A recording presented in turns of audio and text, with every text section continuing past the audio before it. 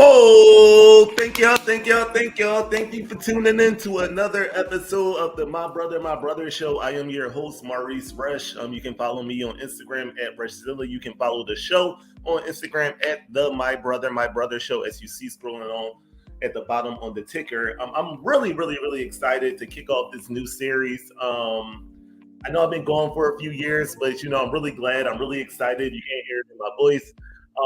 But this series will be titled How He Became Him. How He Became Him. And the idea of this series is just talk to your everyday men, the men you work with, the men you walk by on the streets, the men you see in the grocery stores, in the bars, at the club, in the church, wherever you may be in life, and just talk about what happened to make them the person that they are. And I think it's important, right? I want to explore the decisions they made, the life they made, the hurt that caused them, the healing that they're doing to get over that. We're going to do some word association, and it's going to be an amazing thing, an amazing series. So I'm excited to be back. Thank y'all for your support. Thank you for your patience, and let's get it. So I get the opportunity. This is literally like one of my favorite parts of the show, is to introduce guests, because I don't really ask people for bios or anything like that.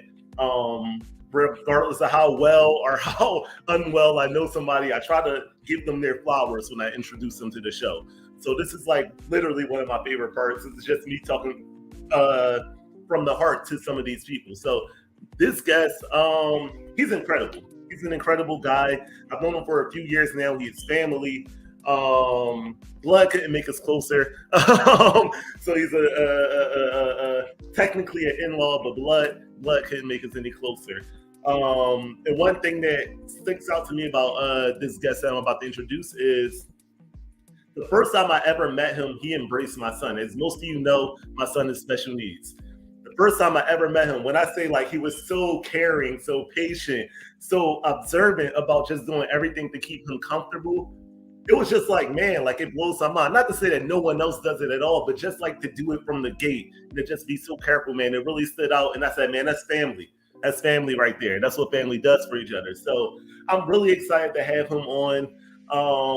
This is the first guest on the first episode of this series. So I'm going to introduce Mr. DeShawn Jones. Mr. Sean, how you feeling? Blessed. Blessed to be part of this. Man, I will Zelle you, Cash App you, Venmo you for that excellent one introduction.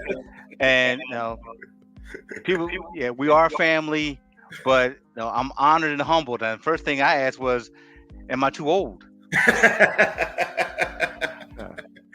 I got a little my platinum blonde glowing here, but as people say, it's wisdom.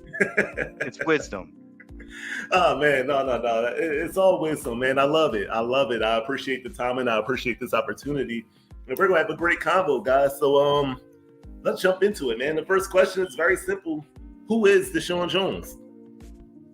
I'm a blessing. I'm a man blessed by God.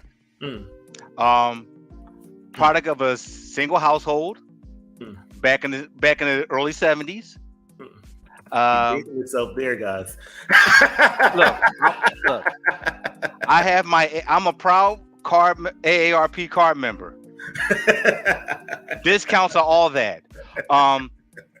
Raised by my mom, who unfortunately lost her parents before she was 30. I am public school educated. Proud member of the class of 248 at Central High School. Went to a HBCU, Hampton University, but graduated from Temple. So I did a mix of all. I started my family young. Been through some challenges as a father, as a husband. Hurt as a father, hurt as a husband. But guess what? I'm a certified pre-owned husband, so I've been blessed. Yeah. I've been blessed with, Job. When Job lost his family, God said he would double it. So I've been blessed with 3 biological and 3 bonus. So I've been blessed by that. Work, like I'm Rihanna, entrepreneurial spirit. networking. Um, faith is a faith, and we talk about like he gave us things like what hurt you. Mhm. Life hurts you. Yeah. Life Yeah. hurts. Life Yeah. hurts. Life is not easy, Mhm. but faith. Mhm. And so you have faith in a higher calling. I'm a Christian. Mhm. There's different, brothers that are Jewish, brothers that are Muslim. And Mhm. start off with a faith in a higher power. Mhm. Mhm. Do you have people who eat chicken, people who eat beef, who eat Right. that's something. Even Mhm. if even vegans have some type of protein in your diet. So think of faith as your protein in your diet to give you that strength. Mhm. Mhm. I love it. I love it. I love it. So like, I love this intro because like he wears so many different hats and so many different titles. So let me ask you a question. I know it wasn't on the sheet, so let me improv a little bit here. I forgot one more thing. Go ahead. I am a proud member of Omega Psi Phi Fraternity Incorporated. Yes, sir. Blue. Yes, sir. I don't know if I can do it because I'm not part of it, but I'll toss it back to you. Oh, that's okay. That's all right. That's all right. No, but no, you wear so many hats: a father, a Christian, an employee, a husband, a divorcee, a step parent.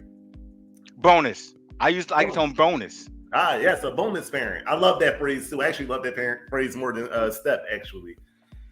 So, what are some defining moments you would say in your life that shaped DeShawn Jones into being who he is today, right now? What are some of those defining moments? September 13th, 1982. I lost my grandmother going into 6th grade. But Pastor Michael Clayton, my 6th grade teacher, black man, showed me love, showed me strength, showed me compassion, and he was pivotal to make sure that I went through the right way. Me and a couple other guys there. June 20th, 1989, graduated from high school.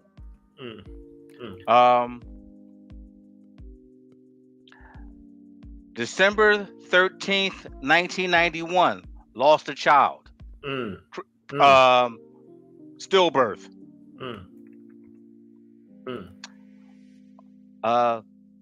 August 29th, following year, I became a father at the age of 21.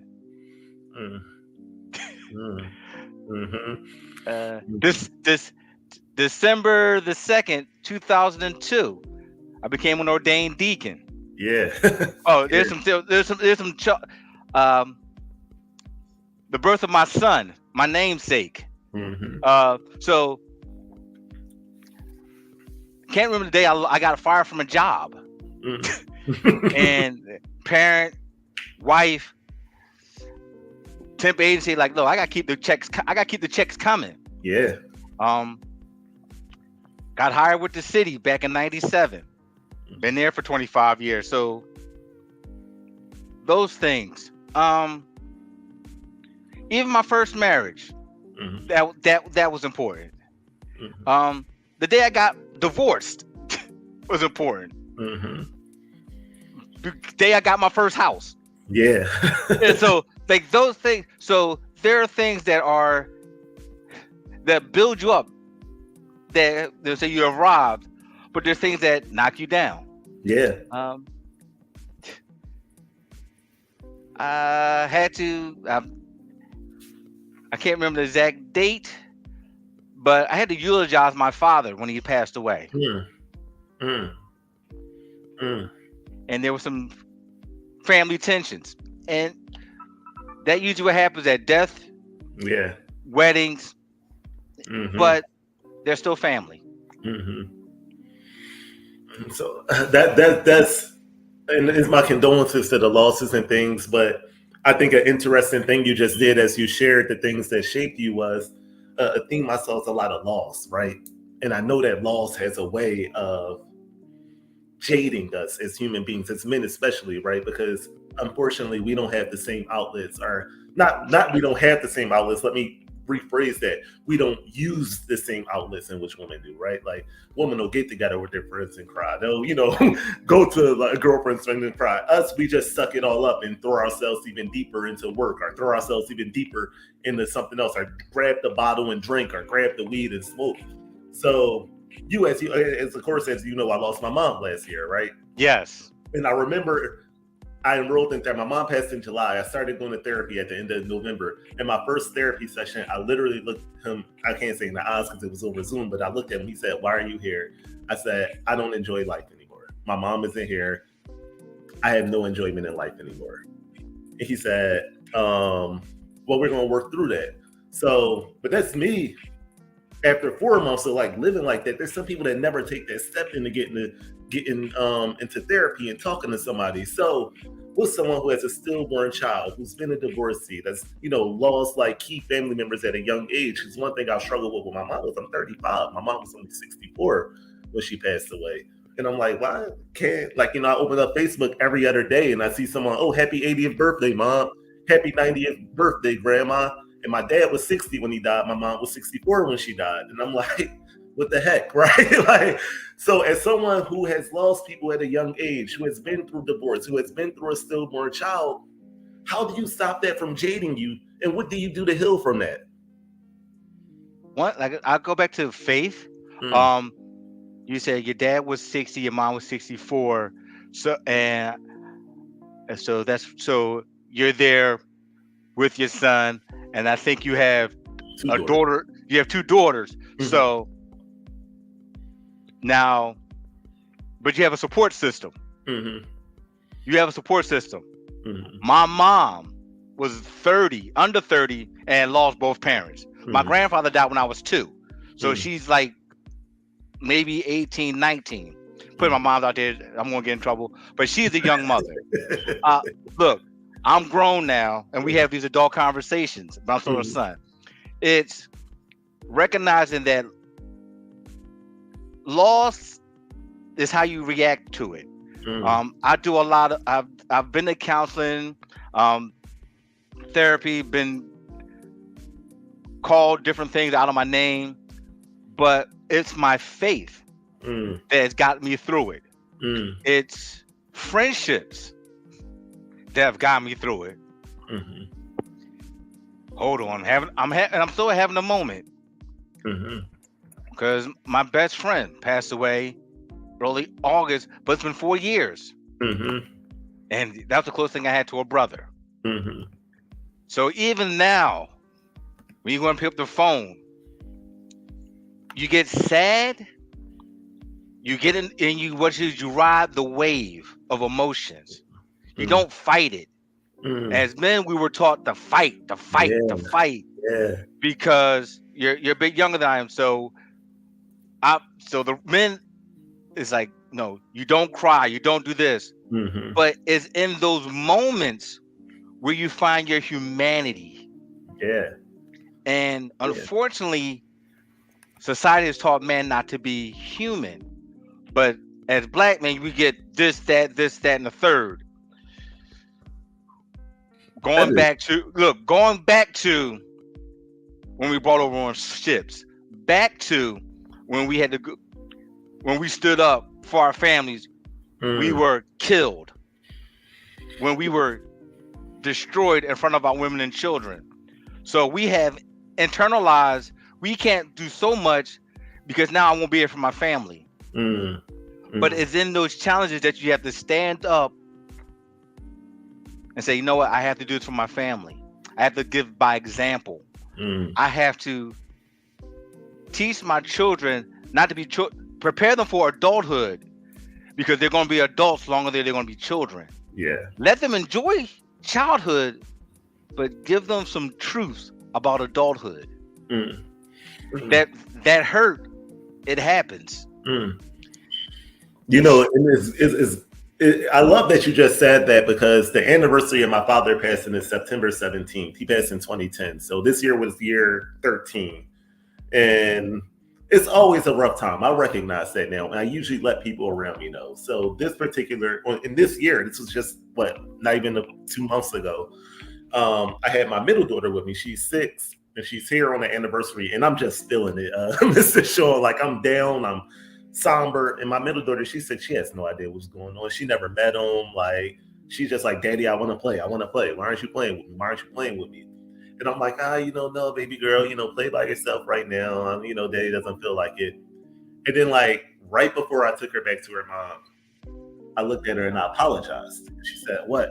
I said, "Well, let's talk to me." Because I thought initially, you're 6 years old, you don't need to be involved in this. But I said, "Listen, today's the anniversary of Daddy's dad passing away. That makes me sad." And she nodded, and I said, "If something happened to me, how would you feel?" She said, "I would be sad." I said, "Would you cry?" She said, "Yes." I said, "Yeah." So every year on September 17th, I start to get emotional and I start to get down. I apologize for not telling you this in advance. I don't want you to think I was ignoring you, but I was just feeling the emotions of the day because I miss my father in the same way that you would miss me if something happened to me.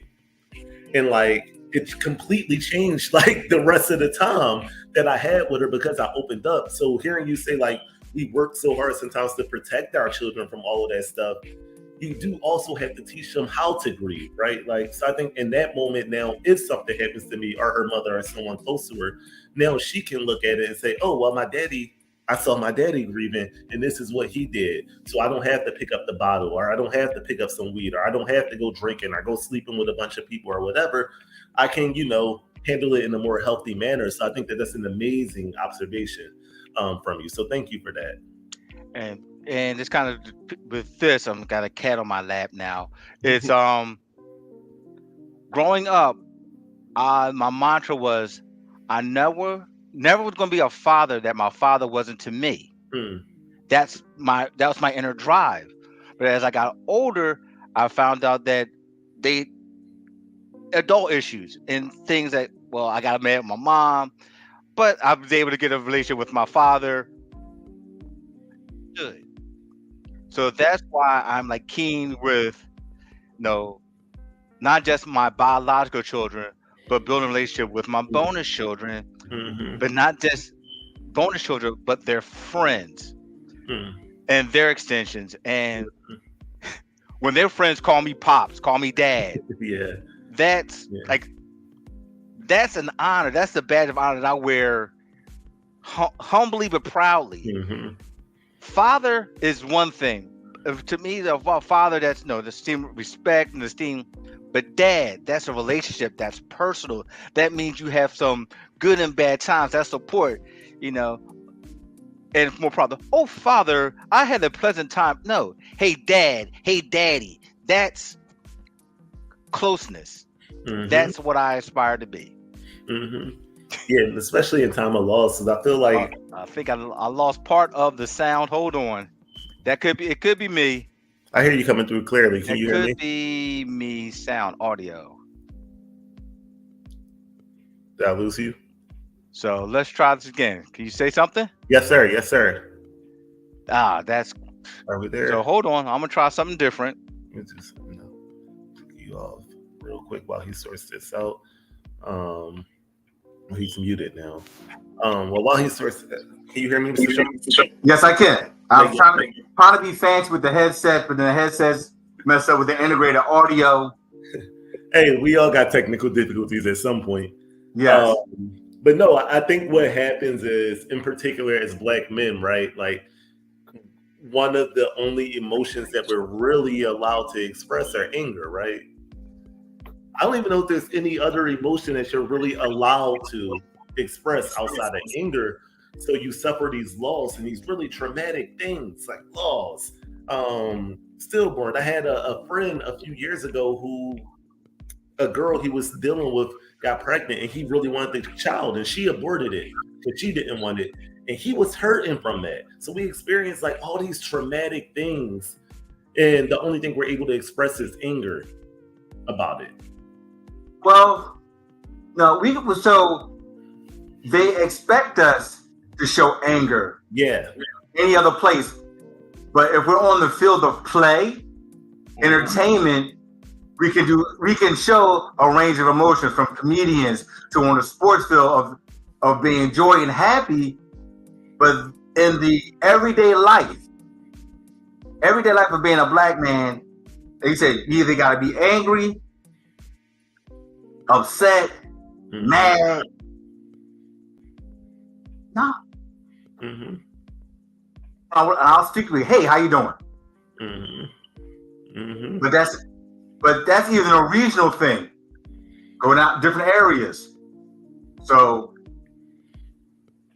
black men, I would say travel. Yeah. Get out of your surroundings. That's great. Love that. Get TSA approved pre-check. Love that. Two things, because it gets a background check. So now you have a passport, so you can travel, and it also gives a woman, if you're planning on dating, hey, he don't have any major issues, and it sets you apart. Love that. I love that. I love traveling. Oh man, like there's so many people who haven't been out of Philly or haven't been out of their hood, or sometimes haven't even been out of North Philly or West Philly or wherever they're from, and there's so much world out there to get into and see. I'm trying to pull up my notes and see what's next. So just to like the conversation. Word association with shitty views as a man. Yes, got your own list here. But yeah, so that's a quick question before we get to the word association. What are you currently doing the Hill on your end, like today? Because I know that some of those things still have this thing, right? Like some of the things that went through. Like, what are you currently doing the Hill? You know what? I'm living life. I am living life to appreciate what I have.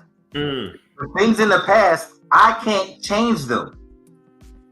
But it was a story that I heard that a person was driving to work, had a flat tire, happened 8 o'clock in the morning.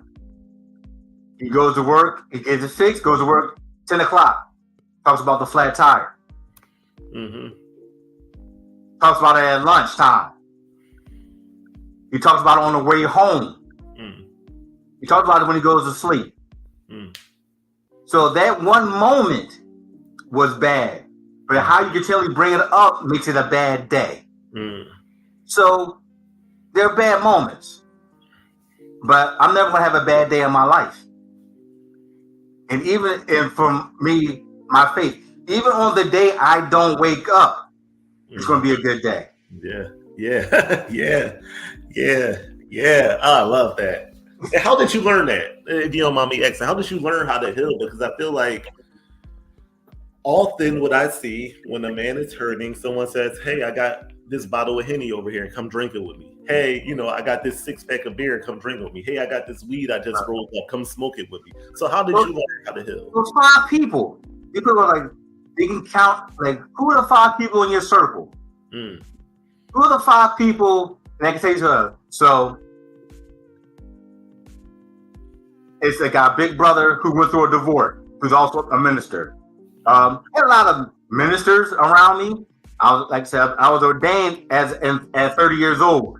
I had a lot of people who had faith around me that knew that stuff was going to happen, but it's how you get over it. The word says a just man gets knocked down 7 times, but gets up 8. Yeah. Just get up. But if you see someone down, pick them up. Sometimes it's like, yo, I'm here. Talk to me. One thing we haven't learned as men is how to talk those real feelings. We can talk sports. Yeah. We can talk entertainment, cars.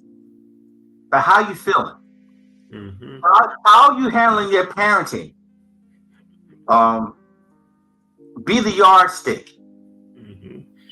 Because as a man, the man you become is either going to be to mimic your father or to be totally opposite. The man that you are will either attract the door to somebody like you or someone totally opposite of you. So as a man, you're the yardstick for the next generation. Holding people accountable that are your peers and finding a mentor. At my age, I still have mentors, people that I look up to that help me either with a marriage, with dealing with adult children, Being remarried is like, okay. And you talk, you listen, and you have to listen. And learning that you can get wisdom and knowledge from someone that is younger than you. I love that. Love it. Oh my gosh, I've been quoted in the past and telling women that I might have been kind of, I won't even say dating, but like just simply kind of talking to, like, you'd be amazed at how many men haven't been listening to you ever in their life. So sometimes if you just take a second and listen to what your man is saying, then you get really far. So that's great. That's great stuff, man. You cool? We jump into the little bit of word association? No problem.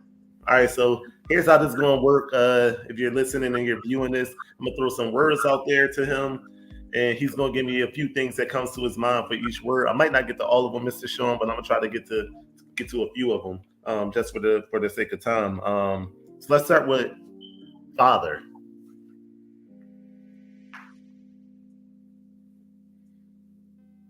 Ooh, I lost you. Can you say that again? So father is a privilege. It's a responsibility. It is, I guess it's for a man, because they're biological fathers, but then there's also fathers figures. So it's ability to protect, to instill, to promote, to be a cheerleader, to be a coach, to be a handyman, the Swiss Army knife of everything.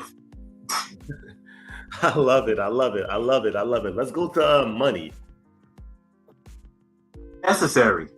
It's a tool to help you build your life. You don't have to spend your life chasing it, but if you do the right things, it should come to you. This is a good one right here. Let's go to the streets. The current streets is horrible, but the streets themselves provide you life lessons. Keep your head on a swivel.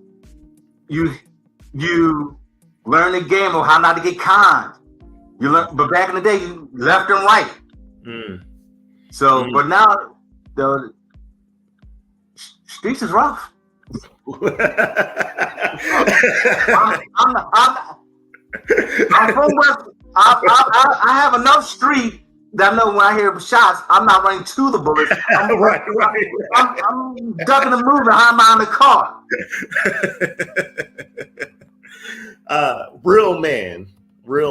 That actually, just a little history about that one. At first I wrote real N-word, but then I was like, I don't want to get censored on YouTube. So I changed it to real man. You're a real man.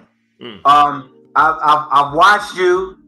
I've watched you handle your son, your daughter. A real man is someone who is responsible and is responsible. He's caring. He's loving. He's stern. He's funny. He's wise. He's knowledgeable. He's humble. He's enthusiastic. He's hungry. Determined. God-fearing. Love it. I love it. That's probably going to become a snippet, a reel that I post as a preview right there. Not a problem. And let's go with home. Home is where you find peace. Home is where you find tranquility. Home is where you recharge. Home is a feeling, not a place. Luther said to me, a chair is not a chair, even when there's no one sitting there. As long as there's a place where there's love, there's a home.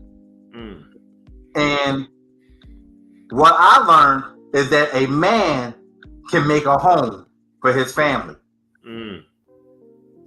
Not just a woman, but a man. That's Mr. Sean got the gems today.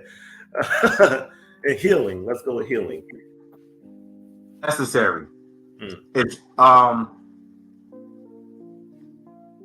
think of it as your body. If you cut yourself, you treat your wound. with antibiotics, with covering, with ointment, but it all takes time. Healing takes time, and each person heals differently based on their makeup. So all you can do as a supporter of someone healing is to be the Band-Aid, the Neosporin, or sometimes just be the air. I love it. I love it. I love it. All right, then last but not least, Mr. Sean, leave me with a life lesson. If you had one lesson, you have an audience of every man on the planet, and we all speak the same language, and you can give them one lesson that your life has taught you that you want them to know. What would that lesson be? Love unconditionally. Love yourself unconditionally. Love your spouse unconditionally. Love your children unconditionally. Love your maker unconditionally. Love your calling unconditionally. Love your challenges unconditionally. I love that answer, unconditionally. I do, man. Look, Chris Rock said, only people that get love unconditionally is children and pets. Men get love on conditions. If you can do that, and I'm like, you know what? Yeah, it's probably true. But if you put it out there in the universe, all you can do is hopefully it comes back. Yeah, it's funny, Mr. Sean. I know you know the song. Well, I might be. You know the song "Don't Change" by Music Soul Child. Yes. A lot of people love that, and they like a lot of people get married to it and stuff like that. And I like the song, but I think the thing that always stands out to me about it is he's like, "I love you when your hair turns gray," but at the end he says, "As long as your love don't change," and that's always like, well, that's not unconditional love then, because if her love changes, you still got to do all those things, right?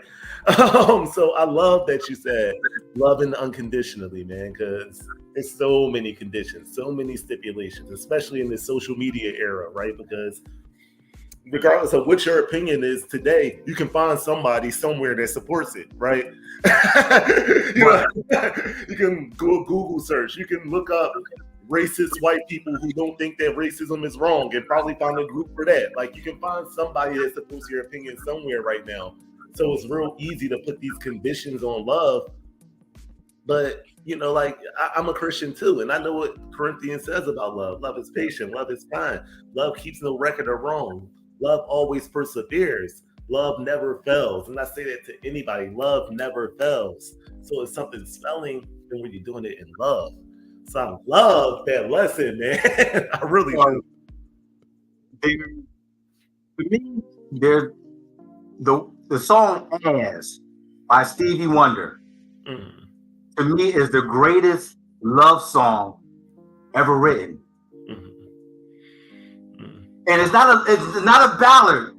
But if you take the time to listen to the words of "As," it's like always da da da da da da da da. So if you listen to that, the day times 8 times 8 times 8 is 4.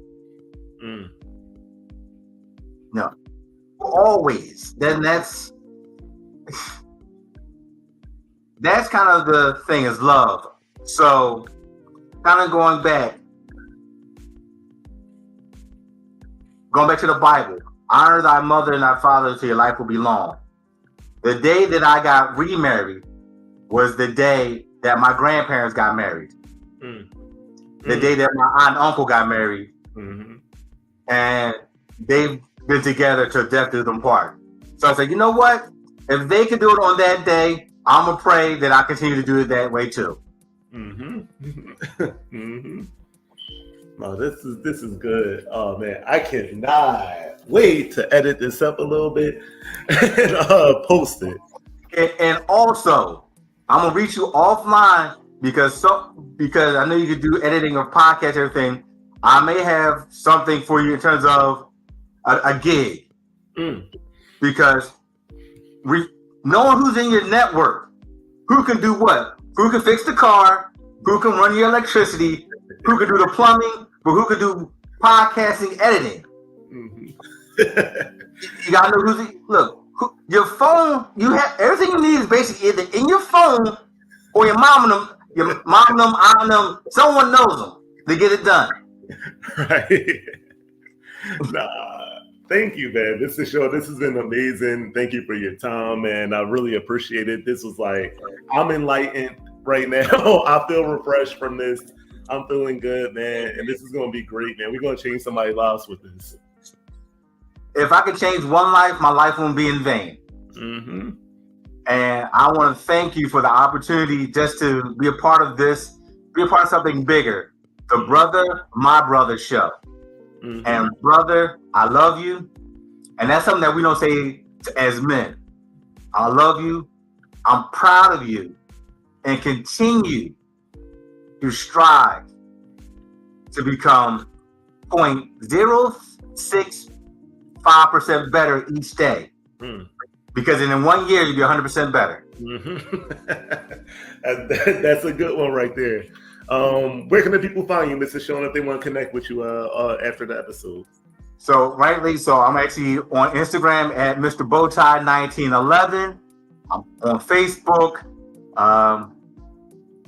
but Instagram, and I'll probably be doing some things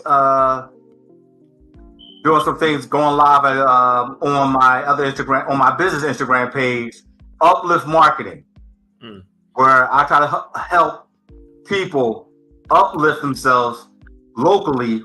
That's what they get them local in their home using global marketing. Mm-hmm. So it's Uplift Marketing. I get that right on the screen right there. Yes, you did. Yes, sir. So you follow my man, Mr. Bowtie 1911, Uplift Marketing, DeShawn Jones. Thank you so much. This is great. Don't mind me if I'm sweating. I got two really bright lights shining on me right now. I'm breaking Zoom protocol. I should have a light behind me. Right. I should know these things. The white light behind the screen. Perfect posture, sitting up. Make sure that I'm not too high, too low. Use the background to hide all the clutter because I live a real life. This is growing up, throwing the clothes in the closet. Yeah, my room is clean. Throwing it under the bed. Yeah, my room is clean. Look at my door. Look at my fireplace. I couldn't get my backdrop up, so I just figured I would play one of my old episodes in the background on the TV. That's okay. But look, at the top, you think you have family, and that is critical. That is crucial. They say, coming from an only child, now I have 6 children. So I gave them something my mom didn't give to me, siblings. Even if y'all can't see it, it says family. A little bit of crazy, a little bit of loud, but a whole lot of love. And if you know my family, you know that's what we about. We're a little crazy, we're a little loud, but we love hard. Just to return that to Sean, I love you. I got your phone number now. I'm actually really good at randomly telling people I love you. I'm not always good at maintaining the conversation past that, but I do like to just scroll through my contacts and pick 5 or 6 people and just like, hey, bro, I love you. That's it. You're on my mind, and your cards on mine. Make sure you're okay. Look, need to talk. Mm-hmm. Actually, a friend of mine's birthday is today. We went to middle school together. Mm-hmm. We were 6 out of 6 people that went to high school together. 3 of us graduated, and we're the 2 surviving members. So, and I just called. And sometimes you get a text, you do a Facebook post, but every now and then you pick up the phone, hear that voice. Yeah. Because I know. Wow. I'm not sure if you have any recordings of your mom's voice on your voicemail. Every now and then, just listen to them. It'll help you heal, but then also it will help you remember to teach those lessons that her and your dad taught you for the next generation. And that's how we live on. Yeah. Thanks, man. I appreciate this, Mr. Sean. Thank anybody for tuning in, man. I'm trying not to get emotional. You know what? But it's okay you to get emotional about different things. Whether it's people will get emotional on Sunday when the Eagles beat the Cowboys, or when the Eagles lose the Cowboys. There's going to be some emotion. There's going to be some emotion. Hey. but no, this is great. Thank you guys for viewing. As always, you guys can always follow me at Rushzilla. That's my regular Instagram. You can follow the show at the My Brother Show. If you want to add me on Facebook, my full name, my first name is Maurice. I don't know why I put the M there. I should have put my full name. You just look me up on Facebook. But if you're watching it, chances are we're already connected on Facebook in some aspect. Just send a friend request to me. I'm all for accepting them. I'm all for chatting. I always make myself available if you just need a listening ear, if you need someone to kind of coach you up.